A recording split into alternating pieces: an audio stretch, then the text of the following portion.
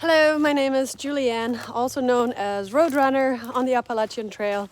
I thru-hiked the entire AT northbound from Springer Mountain, Georgia to Katahdin, Maine this year, 2022. And today I want to talk about the biggest thing that surprised me about the Appalachian Trail.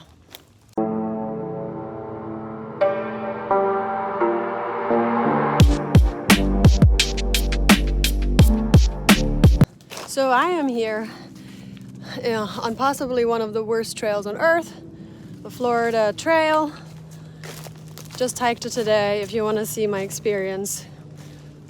Anyway, today I want to talk about one of the best trails, which is the Appalachian Trail, and something that really surprised me, and that was that human nature does not cease on the trail. And of course you're gonna think, what does that even mean? Like, of course human nature wouldn't cease.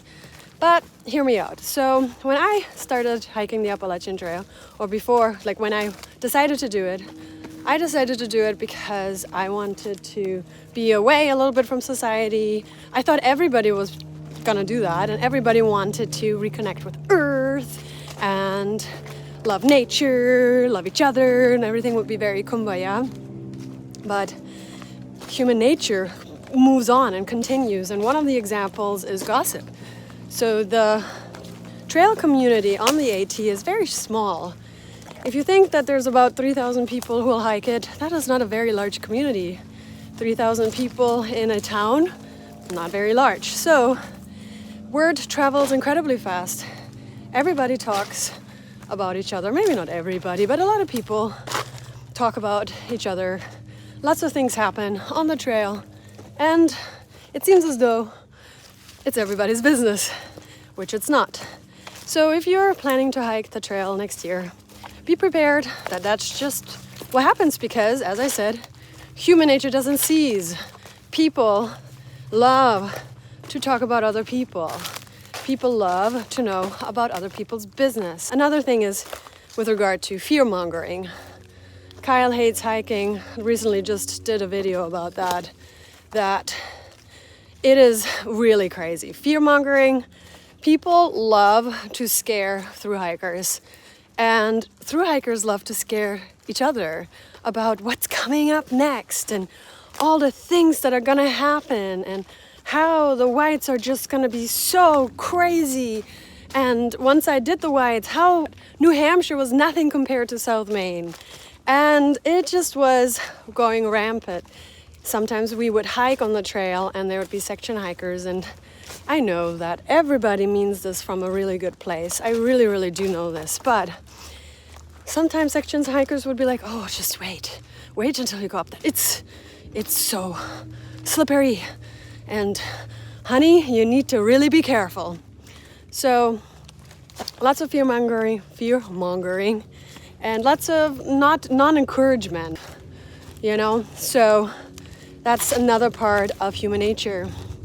And then the other thing is that when you're on trail for so long and you're not with your loved ones, you don't have a lot of body contact with anybody. I mean, maybe you could hug each other, but it's not really a thing. We don't really like hug each other all day long. So body connection, body contact, intimacy, not intimacy necessarily in a sexual way, but intimacy is very scarce. And so a lot of hikers start connecting with other hikers romantically because they're lacking the intimacy. And that is what human nature is. We seek to be with other people.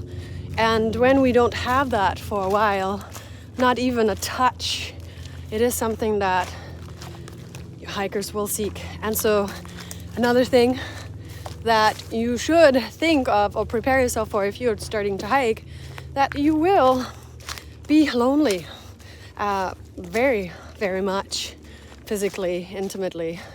And are you okay with that? And those are just things that are part of the trail, and I feel like people don't talk about at all. and I thought I would just talk about it.